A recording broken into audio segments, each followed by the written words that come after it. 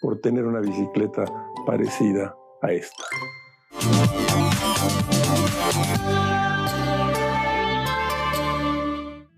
Bienvenidos a La Otra Aventura, un espacio dedicado al mundo de los libros. El astrónomo estadounidense Carl Sagan dijo que si las constelaciones hubiesen sido nombradas en este siglo XX, supongo que en lugar de figuras mitológicas veríamos bicicletas en el cielo. Hoy hablaremos de un animal mítico de la literatura universal, la bicicleta. Mark Twain fue uno de los primeros escritores en utilizar una bicicleta. Paseaba en una Grand Bee, aquellas viejas bicicletas con una gran rueda delantera. En su ensayo, Domando a la bicicleta, recomendaba lo siguiente: consigue una bicicleta que nunca te arrepentirás de ello, siempre y cuando vivas para contarlo. Tolstoy aprendió a montar bicicleta cuando tenía 67 años, casi mi edad, si me permiten ustedes compararme con Tolstoy, y tuvo que tramitar una licencia especial para transitar con ese extraño artilugio por las calles de Moscú. Cioran y Beckett, los eternos extranjeros de la literatura universal, eran amantes de las bicicletas. Hemingway cayó herido mientras montaba en una bicicleta de la Cruz Roja en la Primera Guerra Mundial. En París era una fiesta, este libro que tengo aquí, libro amigo, es un libro viejo, pero este se consigue en todos lados. Escribió estas líneas Hemingway: algún día lograré meter en una página la pista de madera y sus empinados virajes, el zumbido de los tubulares al pasar los ciclistas y el esfuerzo y las tácticas y los corredores desviándose arriba o abajo en la pista, convertidos en una parte de sus máquinas, con sus cascos pegados a los manubrios, sus piernas que hacían girar a gran velocidad los pedales y las ruedas. Quédese aquí con nosotros, vamos a hablar de bicicletas. Tenemos historias de libertad y vértigo, literatura y esos artefactos que usted ve hoy todos los días en las calles, las bicicletas. El escritor Rodrigo Fresán escribió que se dice andar en bicicleta porque una bicicleta es vehículo externo a la vez que parte del cuerpo. Como todas las semanas, usted ya lo sabe. Les recuerdo que fue Adolfo Bioy Casares quien escribió que leer era la otra aventura y que la primera era probablemente la vida misma. Estamos pues en la otra aventura.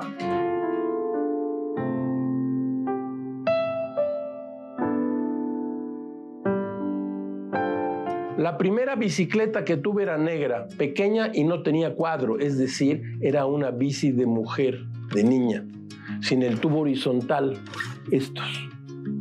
El tubo horizontal que sale del sillín y empalma con el volante. Entonces, se consideraba que ese tubo amenazaba a las mujeres, imagine usted, y no a los hombres. El mundo ha cambiado, ustedes lo saben. Me la compró mi padre de segunda mano en Tepito, cuando se podía ir a Tepito a comprar cosas viejas.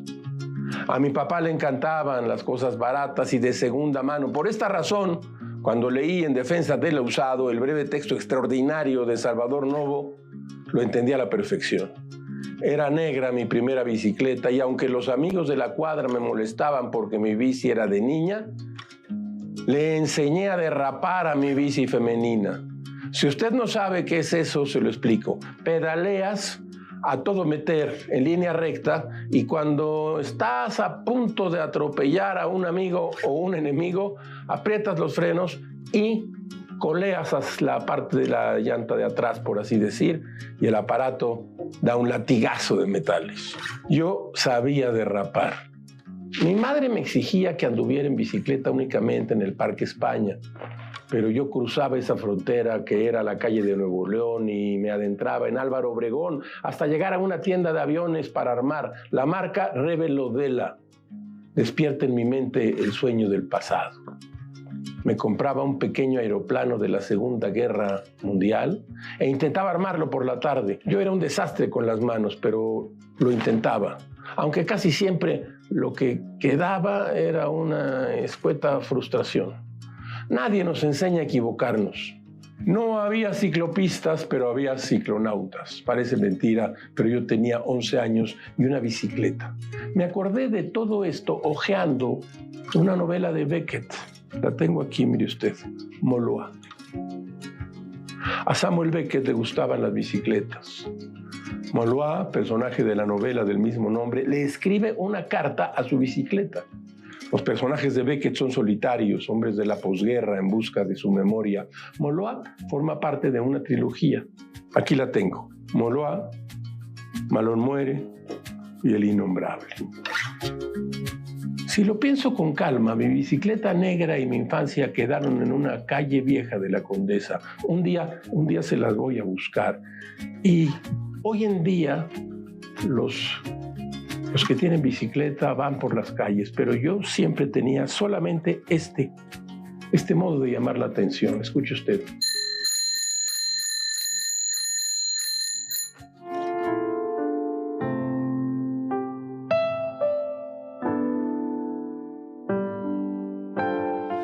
La historia es así.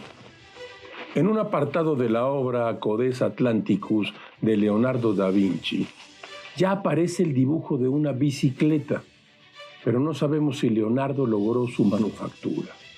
Aunque se conocen algunos parientes primitivos de la bicicleta como el celerífero o caballo de ruedas, de supuesta invención en 1790. Su verdadero origen se ubica en 1816, durante lo que se conoció en Europa como el Año sin Verano.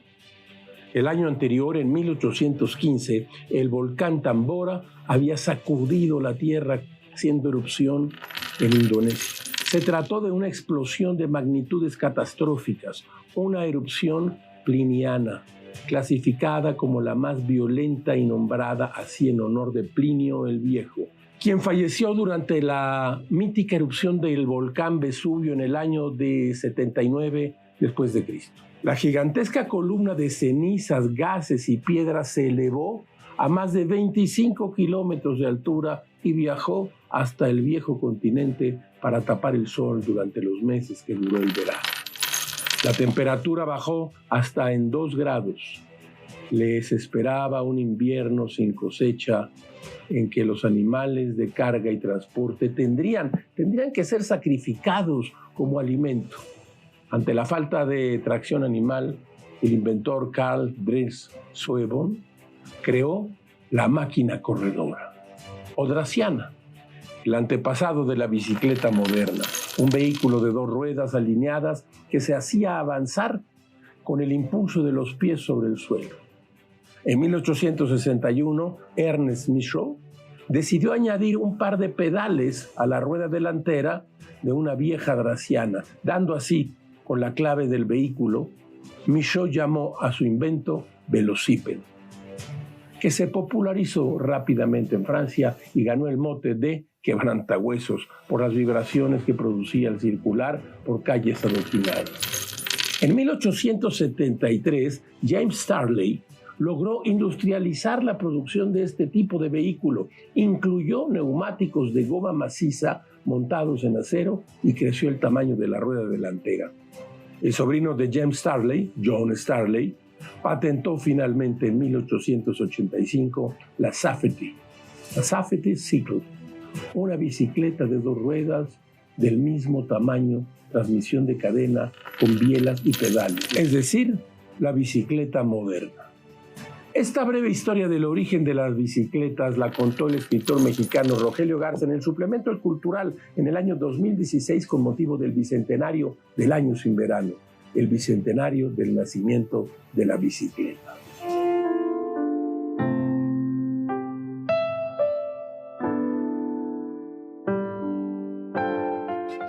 En sus memorias, la escritora francesa Simone de Beauvoir escribió sobre el 5 de julio de 1940 lo siguiente: los diarios son infames, me sublevan y me ponen de un humor negro. Fui con Liz al Palais Royal a mirar la lista de prisioneros. Estaba cerrado, había una cola enorme y las únicas noticias que hay son de los campos de alrededor de París. Por otra parte, sé que Sartre ha sido hecho prisionero. Lo único que me interesa es cuánto lo largarán allí.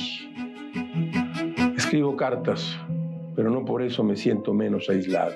Eran días oscuros en Francia. Apenas unas semanas antes, Las tropas francesas fueron sorprendidas por los comandos alemanes en Bélgica, Luxemburgo y los Países Bajos. Las defensas aliadas habían sido vulneradas por el ejército nazi que avanzaba furiosamente sobre el territorio galo. Finalmente, el 14 de junio de aquel año, los alemanes entraron a la capital francesa. En el libro La plenitud de la vida, Simone de Beauvoir cuenta que en aquellos días de gran incertidumbre y miedo aprendió a andar en bicicleta. Cuenta Beauvoir: el 1 de julio me encontré con Lise. Trató de irse de París el jueves en bicicleta. Pedaleó por la ruta junto a un auto alemán y luego se encontró apresada en un desfile de camiones y le ordenaron que volviera sobre sus pasos. La pusieron sobre un camión con su bicicleta y la llevaron. Quiere enseñarme a andar en bicicleta. Simone de Beauvoir dejó escrito que el 3 de julio aprendió a subirse sola al asiento y dar la vuelta en una bicicleta. Unos días después, ya pasada por las calles de París en compañía de su amiga Lise, sobre el día 7 de julio de aquel año comenta: crucé un desfile de autos blindados cargados de alemanes vestidos de negro, cuyas grandes boinas flotaban al viento. Era bastante bello y siniestro. En el Nacional leía Hegel. Todavía me cuesta mucho comprenderlo.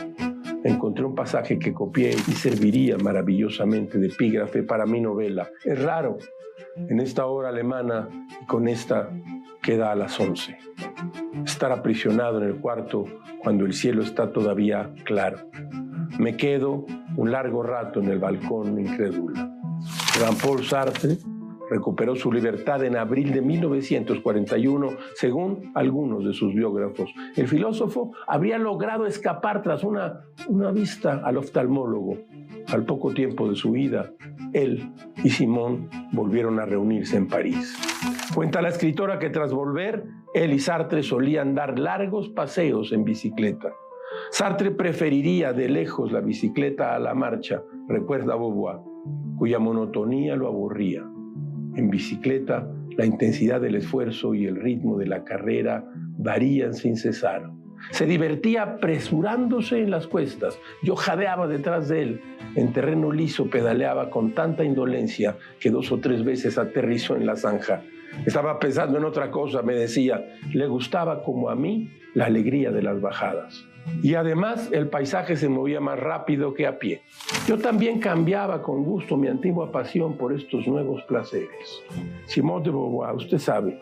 Y yo traigo aquí La fuerza de las cosas, publicado por De Bolsillo, y también La ceremonia del adiós, un tributo a Jean-Paul Sartre, a quien le gustaban la bajada en las bicicletas.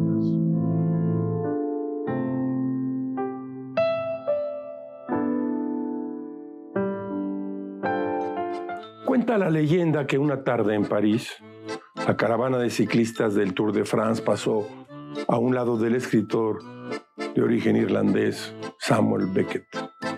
La década de los 40 cerraba con el recuerdo de la ocupación nazi y los ciudadanos se entregaban de nuevo al vértigo de la libertad, representado por la velocidad y la ligereza de las bicicletas modernas, favorecidas por el cambio de giro en la industria al terminar la guerra.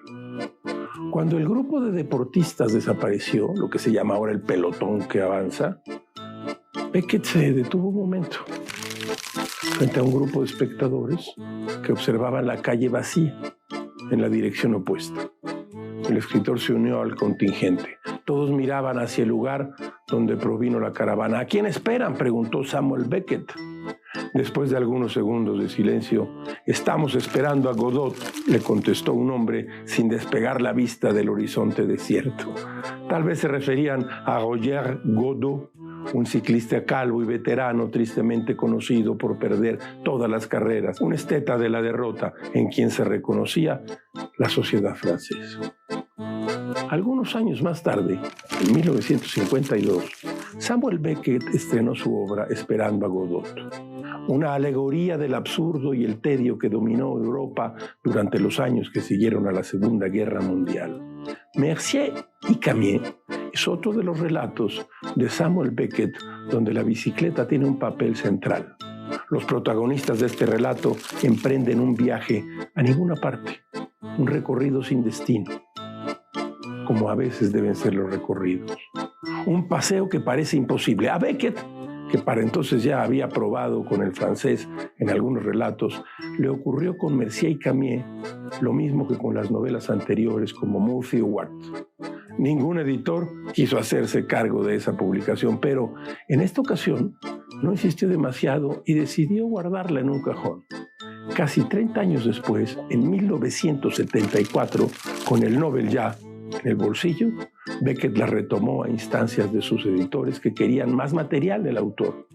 El narrador de esta historia describe así el vehículo de la extraña pareja de amigos. Escuche usted. Querida bicicleta, no te llamaré bici. Estabas pintada de verde, como tantas bicicletas de tu promoción. Ignoro por qué causa.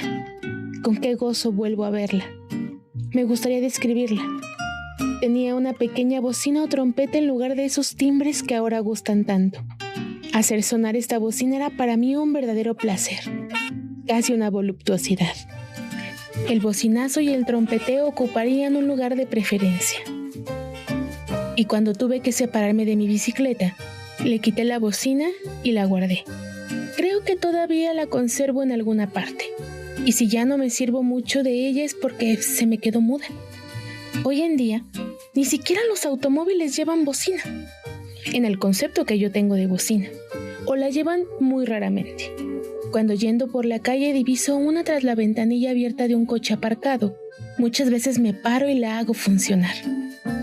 Habría que escribir otra vez todo esto en pluscuamperfecto. Hablar de bicicletas y de bocinas. ¡Qué descanso! En el taller de La Otra Aventura, usted lo sabe, traemos asuntos que tienen que ver con la emisión del día de hoy, que son libros y películas. Vamos a empezar con una película clásica, absolutamente clásica, El ladrón de bicicletas, Vittorio De Sica. En este artefacto casi melancólico, les decía yo hace unas semanas, que es un disco de los que ya no existen. Esta es una gran película del neorrealismo italiano, Ladrón de bicicletas. Traigo también El guardián en el centeno de Salinger. Y usted dirá, ¿por qué lo trae? Porque la bicicleta en este libro es un tema absolutamente fundamental y central. Y mire usted lo que tenemos aquí, el Atlas Ilustrado de la Bicicleta. Si lo puede usted conseguir y le gustan las bicicletas, trae de todo, está ilustrado, viene, es una historia, viene el Tour de France, viene el Tour de España, viene el de Italia. No deje de comprarlo, está publicado en Lexus. Si quiere usted tener un buen libro de la historia de la bicicleta y bellamente ilustrado, es precisamente este. En el taller de La Otra Aventura.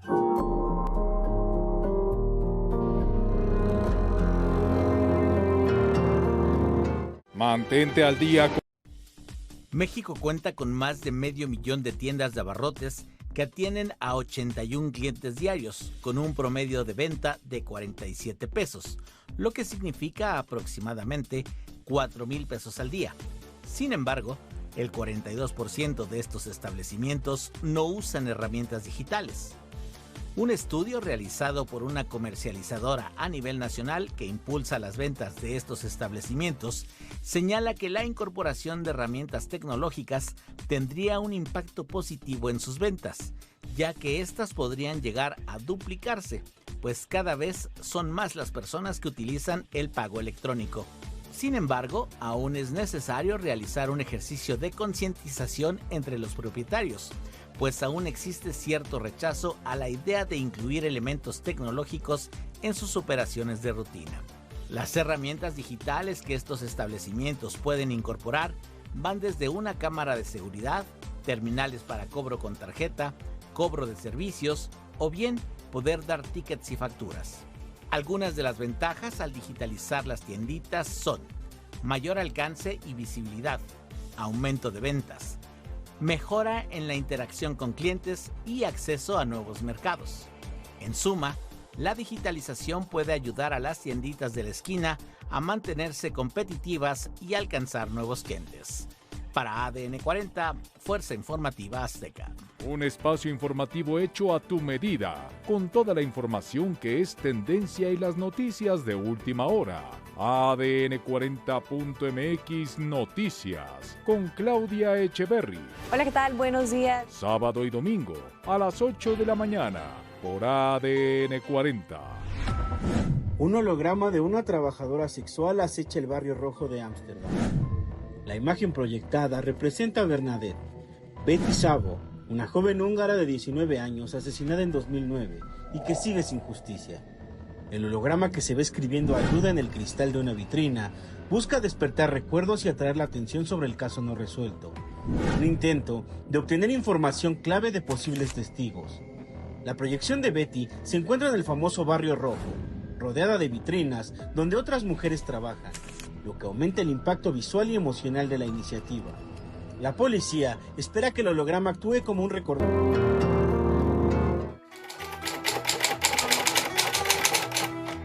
De la mesa de novedades traemos 3 libros. El primero de ellos, del magnífico poeta español Luis García Montero, este libro de ensayos y artículos. Más flexibles que el mar son las palabras.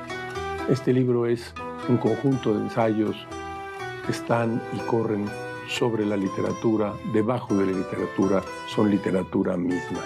Lo publicó el Instituto Cervantes de España. Ahora tenemos aquí, de libros del asteroide, Maggie O'Farrell, La distancia que nos separa, traducción de Concha de Cardeñoso. Paseando por Londres, Estela cruza con un hombre que la devuelve a un momento insoportable de su pasado. Este encuentro la perturba tanto que deja inmediatamente el trabajo y sin avisar a nadie se instala en un recóndito lugar de Escocia. Solo su impredecible hermana Nina, a quien está muy unida desde niña, sabrá dónde encontrarla. Libros del asteroide. Acaba de salir este libro que huele a tinta fresca. Se trata del nuevo libro de Héctor Aguilar Camín, publicado por Debate. La dictadura germinal, un diario que sigue el sexenio de Andrés Manuel López Obrador, el sexenio del destructor, y que avanza hasta las reformas que han terminado con la democracia mexicana en México. Héctor Aguilar Camín, La dictadura germinal. De la mesa de novedades.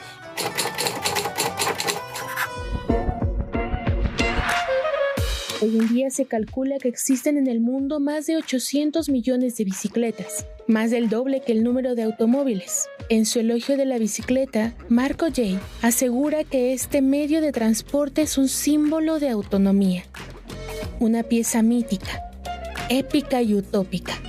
Gracias a la bicicleta, insistió Jay, es posible imaginar un panorama urbano distinto al que nos trajo la modernidad de los automóviles y las grandes avenidas. En uno de los fragmentos de su libro, el antropólogo francés menciona que hay una paradoja en el uso de la bicicleta, la paradoja del tiempo y de la eternidad.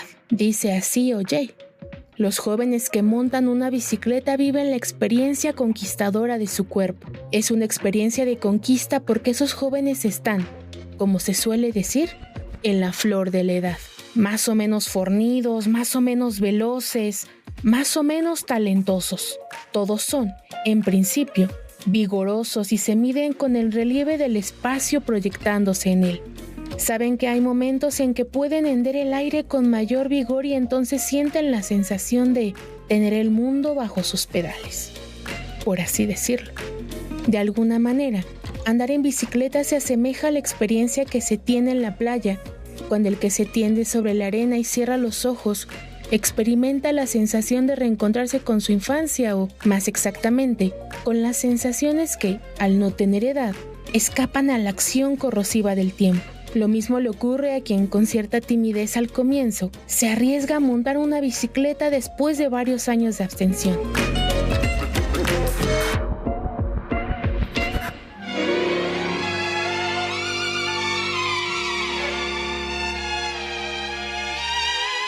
En 1946, C.S. Lewis escribió un breve ensayo titulado Hablando de bicicletas, incluido más tarde en la recopilación Preocupaciones presentes, ensayos periodísticos. En ese texto comparte cómo fue cambiando su relación con la bicicleta a lo largo de los años. Es un recuerdo personal que va tomando forma a medida que avanza el relato. Puedo recordar un tiempo, escribió Luis, en la infancia, en que la bicicleta no significaba nada, formaba parte del trasfondo vacío de los artefactos para adultos, igual que las locomotoras o los tranvías. Luego, llegó el momento en que tener una bici y aprender a montarla y al fin deslizarse a la mañana bajo los árboles, entre sombras, era como entrar al paraíso. Ese deslizamiento aparentemente sin esfuerzo y sin restricción era como el descubrimiento de un quinto elemento. La bicicleta, justamente la bicicleta, al principio estaba en el fondo o no estaba. Luego se volvió descubrimiento, más tarde rutina, finalmente memoria. Luis escribe que el entusiasmo fue cambiando, pero no del todo. Una y otra vez el mero hecho de montar devuelve un delicioso soplo de aquel recuerdo. En el ensayo, la bicicleta aparece como un objeto cercano. Se describe por lo que permite moverse, avanzar, sentir el cuerpo en marcha. Las palabras no buscan extraer una conclusión, únicamente muestran lo vivido con claridad y sin énfasis. Luis no retoma muchas veces este tema, pero estas líneas breves y cuidadosas transmiten afecto. La bicicleta acompañó distintos momentos de su vida. Volver a ella era también volver a una forma de alegría que había quedado al alcance del cuerpo. Ese gesto, subirse, avanzar, mirar el mundo mientras pasa, le bastaba para seguir pensando y para recordar que lo importante a veces se mueve con la misma calma con que gira una rueda. Seguramente usted tiene recuerdos, como C.S. Lewis, de una bicicleta.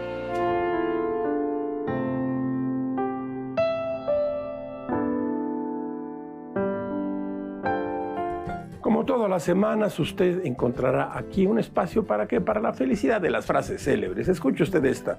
Lo más bonito de la bicicleta es su sombra. Ramón Gómez de la Serna. Hemos llegado al final de esta emisión y esta aventura. Soy Rafael Pérez Gay y los espero aquí la próxima semana. Abres una puerta y aparece un mundo. Eso es un libro.